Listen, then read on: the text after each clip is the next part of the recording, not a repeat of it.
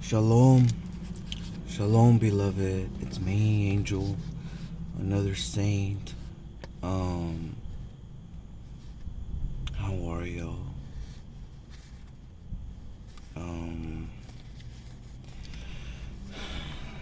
Me, I'm okay. I'm here, serving Father by His Ruach.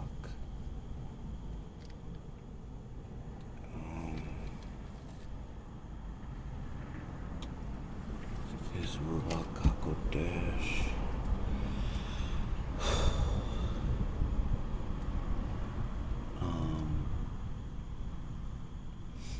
I'm gonna be reading Exodus 9 out of the Complete Jewish Bible,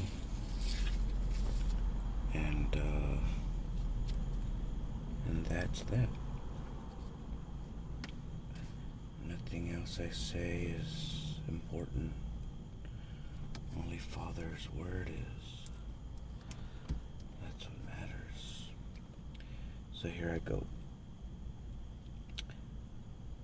Thank you, Father. Bless this reading, my Lord, my Master, my King, my Creator. In Yeshua's name. Amen.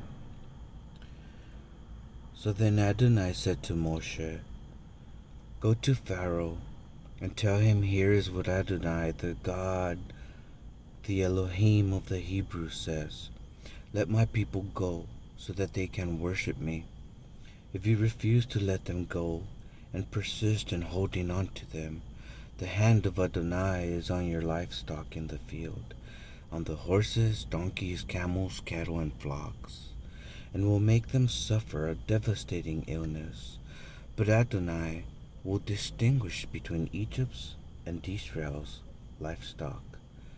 Nothing belonging to the people of Israel will die, of Yisrael. Adonai determined the exact time by saying, tomorrow Adonai will do this in the land. The following day, Adonai did it.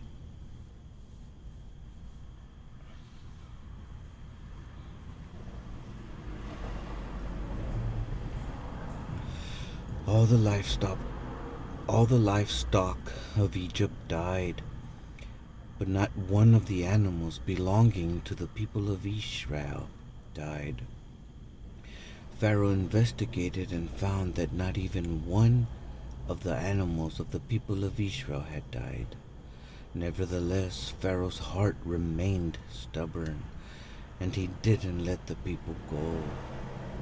Adonai said to Moshe and Aharon, "Take handfuls of ashes from a kiln, and let Moshe throw them in the air before Pharaoh's eyes. They will turn into fine dust over all the land of Egypt and become infected sores on men and animals throughout Egypt."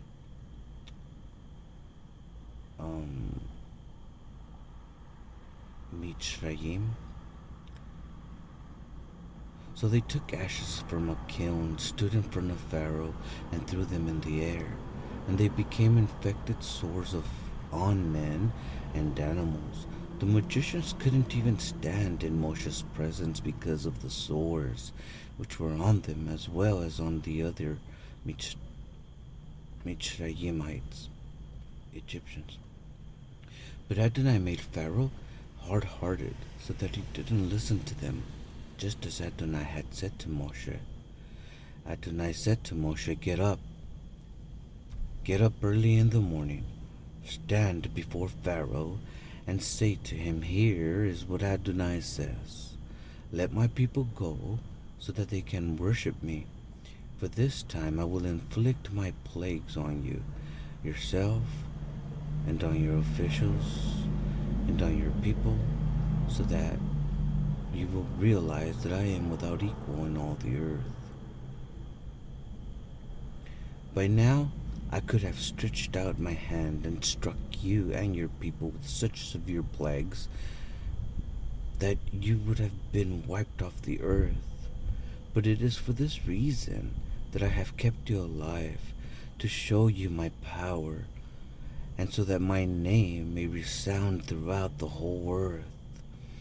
Since you are still setting yourself up against my people and not letting them go, tomorrow about this time I will cause a hailstorm so heavy that Egypt has had nothing like it from the day it was founded until now.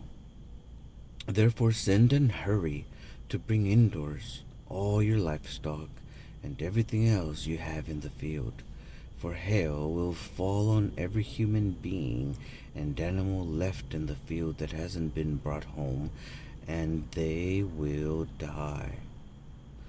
Whoever among Pharaoh's servants feared what Adonai had said, had his slaves and livestock escape into the houses. But those who had no regard for what Adonai had said left their slaves and livestock in the field. Adonai said to Moshe, "Reach out your hand toward the sky so that there will be hail in all the land of Egypt, falling on people, animals, and everything growing in the field throughout the land of Mitzrayim," Egypt. Moshe reached out with his staff toward the sky, and Adonai sent thunder and hail, and fire ran down the earth to the earth. Adonai caused it to hail on the land of Egypt. It hailed, and fire flashed up with the hail. It was terrible, worse than the hail struck everything in the field, people and animals, and the hail struck every plant growing in the field and broke every tree there.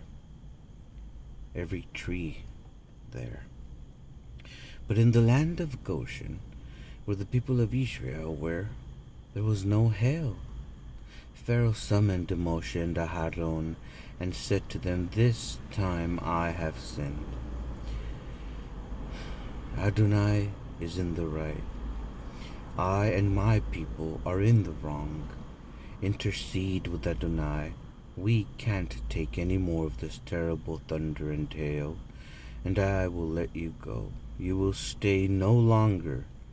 Moshe said to him, "As soon as I have gone out of the city, I will spread out my hands to Adonai. The thunder will end, and there won't be any more hail, so that you can know that the earth belongs to Adonai. But you and your servants, I know you still won't fear Adonai, Elohim."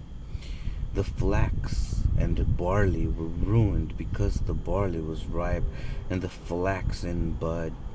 But the wheat and buckwheat were not ruined because they come up later. Maftir. Moshe went out of the city away from Pharaoh and spread out his hands to Adonai. The thunder and hail ended, and the rain stopped pouring down on the earth. When Pharaoh saw that the rain, hail, and thunder had ended, he sinned still more by making himself hard-hearted. He and his servants. Pharaoh was made hard-hearted, and he didn't let the people of Israel go, just as Adonai had said through Moshe. Beloved, that was chapter 9 out of the Complete Jewish Bible, from the book of Exodus, Shemot 9, Complete Jewish Bible.